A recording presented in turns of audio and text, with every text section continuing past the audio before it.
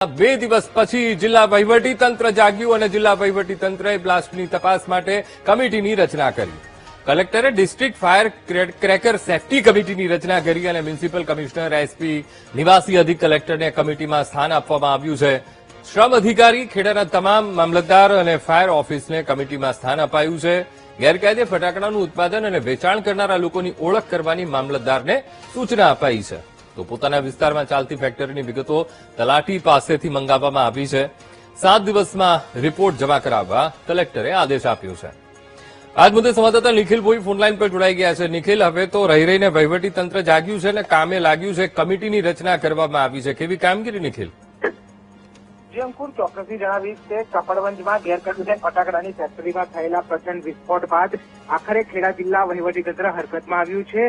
આ દુર્ઘટના પછી જિલ્લા કલેક્ટરે ડિસ્ટ્રિક્ટ ફાયર ક્રેકર સેફટી સમિતિની રચના કરવાનો આદેશ કર્યો છે. આ કમિટીના અધ્યક્ષ તરીકે જિલ્લા કલેક્ટર રહેશે, જ્યારે નડિયાદ મહાનગરપાલિકાના કમિશનર, જિલ્લા પોલીસ અધિક્ષક, નિવાસી અધિક કલેક્ટર, જીપીસીબી તેમજ શ્રમ વિભાગના અધિકારીઓ, તમામ મામલતદારો તેમજ ફાયર ઓફિસરોને સભ્ય બનાવવામાં આવ્યા છે.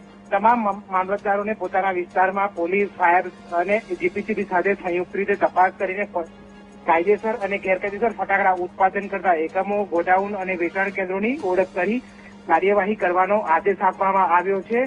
ગેરકાયદેસર એકમો સામે 7 દિવસની અંદર કાર્યવાહી કરીને તેનો અહેવાલ કલેક્ટર કચેરીમાં રજૂ કરવાનો પણ નિર્દેશ આપવામાં આવ્યો છે. જોકે સમગ્ર ઘટનાક્રમ બાદ હવે લોકોમાં મોટો સવાલ ઉઠ્યો છે કે શું આ કમિટી માત્ર કાગળ પૂરતી જ રહેશે કે પછી ખરેખર ગેરકાયદેસર ફટાકડાના ધંધા સામે કડક કાર્યવાહી થશે? કારણ કે વર્ષોથી આવા એકમો ચાલતા હોવા છતાં પણ તંત્રની કાર્યવાહી સામે સવાલો ઉઠી રહ્યા છે.